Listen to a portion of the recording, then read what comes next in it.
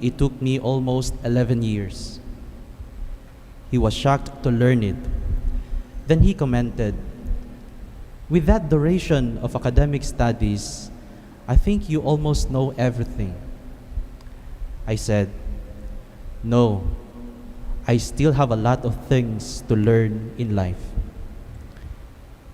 Brothers and sisters, we are sometimes tempted to think that we know better.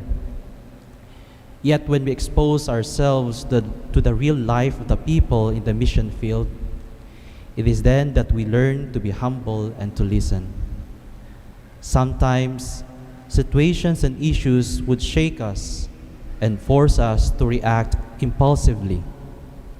And at times, when people seek advice, we tend to give solutions to problems than guide them to make and own their decisions. Brothers and sisters, it is vital in our Christian life to discern well for us to come up with a better response. Not all our actions that seem to be right are aligned to the will of God. For this same reason, God commanded the prophet Nathan to tell King David to halt his plan to build a house for him. Although the king's plan was worthy of commendation, God's plan is far better. And this is what I believe Christians can learn from Saint Joseph, the husband of Mary. For amidst his good intentions to divorce Mary quietly, he listened to the will of God. He was open to God and so realized that he too had a special part in the divine plan. His faith and obedience led him to follow the best course of action.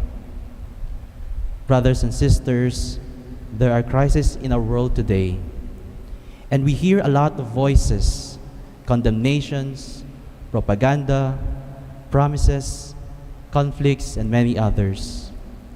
And if we let ourselves be carried away by our emotions, the feeling of being right and knowledgeable, then we could end up committing mistakes. The solemnity of Saint Joseph reminds us to pause and to listen to what God is telling us. For faith is both listening and doing, and it is only through prayer that we can enter into the atmosphere of God's will for us, a place wherein trust can grow.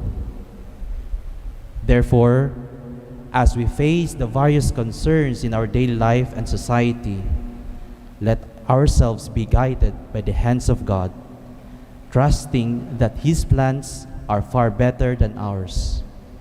For surely, actions that are fruits of genuine discernment and prayer will never go wrong.